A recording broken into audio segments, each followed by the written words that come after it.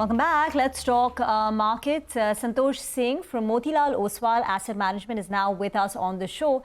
Santosh, thank you very much for joining in. This is Reema here. I was just taking a look at your large cap fund or even your focused fund.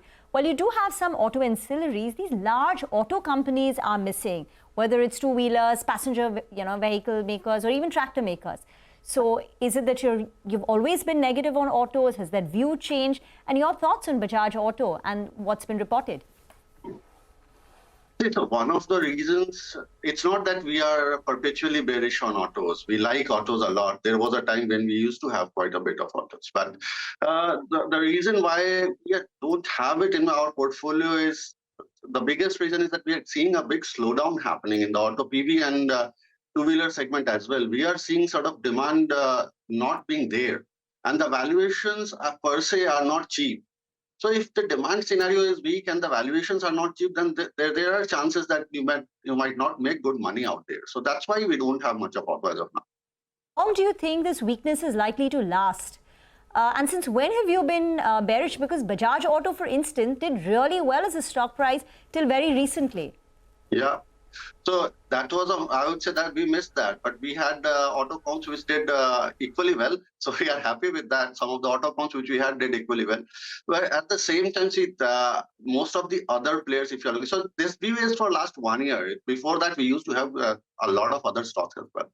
Right, so it's for last 1 year we have that view that on the OEM side, if you really want to be, and even if you are bullish on autos, we should rather be on the OEM side, the autocom side, rather than the sort of OEM side, because if there is an uptrend, that is visible even in the autocom. But the sort of autocoms we are holding are not only dependent on India auto sort of demand scenario. It's also, so we have a large amount of Samvardhana, which is global, acquisitive and all. We have a good quantity of ZF, which is a sort of a global leader in what they do. So we are not sort of just, so given the demand scenario, we were not bullish on OEM. So we wanted to sort of cap it with the autocoms. Santosh, a lot of these global OEMs also sounded off some warnings in terms of profits, and that is something that could have impacted some of these auto ancillary companies. You mentioned Samvardhana, Motherson, which has international exposure. Do you think that could be a cause of worry if these OEMs also start talking about demand pressures, and that could ultimately mean something for these auto anchs as well? So if you were sort of only looking at the demand scenario, we would have been in those sort of stocks. So if I'm looking at Samvardhana, it's not only about global auto demand, it's also about the acquisitions which they do. And in bad times, they tend to do really well, because in bad times, they tend to get some good assets at good prices. So that is one call we have taken. Second is the reason we hold sort of Samvardhana is it's also a EMS play, right? It's becoming sort of a manufacturing play in India as well, given their focus on and then the new sort of tie-ups which they have done. So that was basic reason why we are in that sort of auto comps. We are not into all auto comps. We are in those sort of auto comps which are not only dependent on auto demand, which are sort of innovators themselves, which are on the right side of the technology. So not really worried about a few of our companies which we hold. Just seeing the IT composition in your large cap fund. About a month back, you had Infosys, Tech Mahindra and an LTIMindtree. Now it appears Tech Mahindra is out and it's replaced by TCS. Is that correct? It seems like so.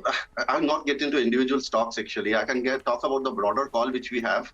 Don't want to get into individual stocks. See, the broader call which we have is if there is a rate cut, we are going to see sort of the large cap IT doing well. But at the same time, if certain stocks have moved up and then there is a valuation discomfort, we would want to sort of come out of that as well. The other space that did well yesterday was HDFC Life, the insurance space, so to say. You do have some stake here. How are you looking at these insurance companies? What do you like in the space currently? So if I'm looking at the insurance companies, simply they have not done well for last 3 years. Whereas it's not that sort of these companies have not grown their profits.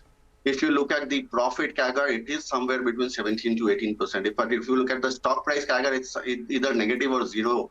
So if in that scenario, financials is the only space you can say that which is trading at lower than its long-term average multiples in a market which seems to be either at or higher than the long-term average multiples. So we like that space, and specifically the biggest area we like, which is not working as of now, is the sort of health insurance space, which I really like. Given the sort of growth we are looking at, 20-22% growth rate in profitability, and the stock's not doing anything. Now, a lot of stocks have gone down to sort of so something like a Star, which you're showing as this on a trailing basis, it is down to around 35, 37 times earnings, and that also on cash earnings.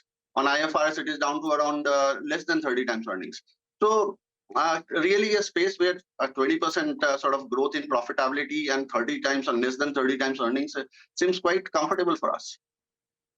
I remember our last conversation where you were talking about Religare, and you said one of the reasons why you like Religare is because it owns Care Health Insurance, which is doing very well and seeing some good, growth rates. But thank you very much, Santosh, for joining in. It's a busy day in terms of, lots of earnings and news to track. So we're going to leave the conversation here for now.